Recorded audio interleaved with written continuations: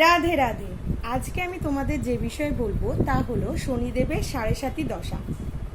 জ্যোতিষ মতে যেসব রাশির জাতক জাতিকার ওপর শনিদেবের ৭.৫ দশা পড়ে তাদের জীবনে কিন্তু নেমে আসে চরম দুর্ভোগ এবং অনেক কষ্টের মধ্যে দিয়ে তাদের কিন্তু এই ৭.৫ বছর পার করতে হয় এবং প্রতিটি মুহূর্তে জীবনে চ্যালেঞ্জের সম্মুখীন কিন্তু হতে হয়। শাস্ত্র মতে এই ৭.৫ দশা কিন্তু ৭.৫ বছরের জন্য ভুগতে হয় এবং এই ৭.৫ দশাকে শাস্ত্র মতে ৩টি পর্যায়ে বিভক্ত করা হয়েছে এবং প্রত্যেকটি পর্যায়ে কিন্তু ২.৫ বছর করে সময়সীমা নির্ধারণ করা হয়। এছাড়া এই ৩টি পর্যায়ের মধ্যে প্রথম পর্যায়কে বলা হয় উদয় পর্যায়, দ্বিতীয় পর্যায়কে বলা হয় শিখর পর্যায় এবং শেষ পর্যায়কে বলা হয় অস্ত পর্যায়। তো এই ৩টি পর্যায় ২.৫ বছর করে সময়সীমা ধরা হয়ে পুরোপুরি মিলিয়ে ৭.৫ বছর কিন্তু এই ৭.৫ দশা চলে এবং এই ৭.৫ দশার ফলে ব্যক্তি জীবনে কিন্তু সমস্ত দিক থেকেই প্রভাবিত হয় এবং ব্যক্তি জীবনে চরম প্রভাব কিন্তু ফেলে। প্রথম পর্যায় অর্থাৎ উদয় পর্যায়ে তার কিন্তু আর্থিক দিক থেকে লোকসান হবে, অর্থাৎ তার জীবনে প্রচুর অর্থ অনটন দেখা দেবে। সেই সাথে সাথে সে যেইরূপ খাটবে, মানে ধরো সে যদি ছাত্র হয় তো সে যেইরূপ পড়াশোনা করবে বা তার পেছনে খাটবে সেইরূপ কিন্তু আশানুরূপ ফল সে লাভ করবে না এবং পেশাগত দিক থেকে এবং কেরিয়ার গঠনের দিক থেকে কিন্তু অনেক বাধা এবং অনেক চ্যালেঞ্জের সম্মুখীন তাতে হতে হবে।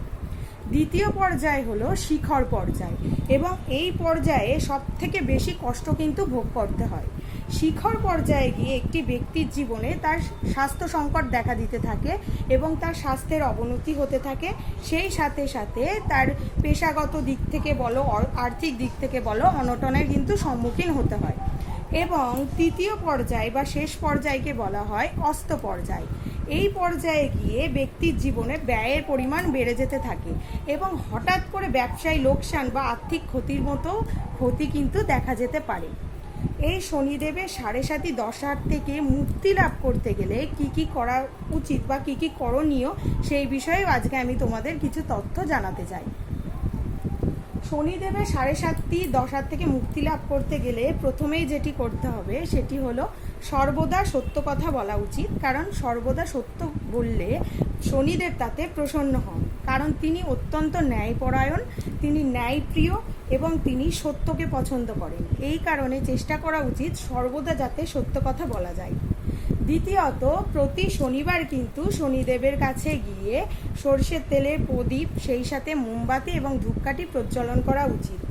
তৃতীয়ত, বৃদ্ধদের সেবা করা উচিত এবং চতুর্থত, কালো তিল বা কালো বস্তু দান করলেও কিন্তু শনিদেব প্রচণ্ড প্রসন্ন হন।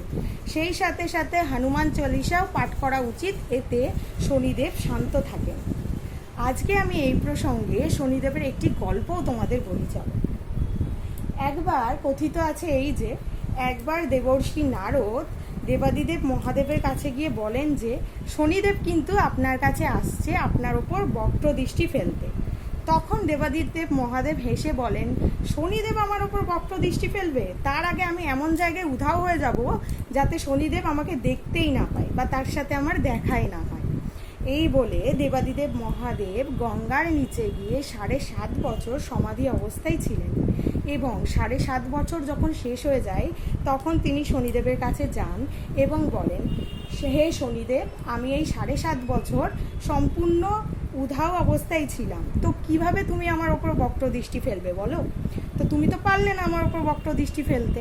তখন শনিদেব হাসেন এবং হাত জোড় করে বলেন, হে প্রভু, আপনি যে এই ঠান্ডার মধ্যে শ্বাসরোধ করে ৭.৫ বছর গঙ্গার নিচে ছিলেন, এটিই তো আমার ৭.৫ দশার প্রভাব। তখন দেবাদিদেব মহাদেব হাসেন এবং সমস্তটা বুঝতে পারেন। স্বয়ং ভগবান বা ঈশ্বর দেবাদিদেব মহাদেব কোনো দেবতাই যখন শনিদেবের বক্রদৃষ্টির হাত থেকে নিস্তার পান না, সেখানে আমরা মানুষেরা যা নিস্তার পাবো না এটিতে খুবই স্বাভাবিক, তাই না? তাহলে আমাদের কি করা উচিত? শনিদেবের এই ৭.৫ দশার হাত থেকে মুক্তি পেতে গেলে আমাদের কিন্তু জীবনের ন্যায়কে আদর্শ করে নিতে হবে এবং ন্যায় পথে চলা উচিত। আমাদের প্রত্যেকটি দেবতাই কিন্তু এক একজন এক একটি শক্তিতে শক্তিশালী এবং প্রত্যেকেই কিন্তু প্রত্যেকের শক্তিকে সম্মান জানান। শনিদেব হলেন অত্যন্ত সত্যপ্রিয়, তিনি, আমরা তো আমাদের কর্মফল ভোগ করি, তো তিনি হলেন সেই কর্মফল দানে বিচারকের আসনে। অর্থাৎ একটি ব্যক্তিকে তিনি তার কর্মফল দান করেন এবং সেই সাথে সাথে তাকে ন্যায় শিক্ষাও দেন। রাধে রাধে। প্রত্যেকে ভালো থেকো, সুস্থ থেকো এবং ভিতর থেকে পজিটিভ থাকো, আর মুখে বলো রাধে রাধে।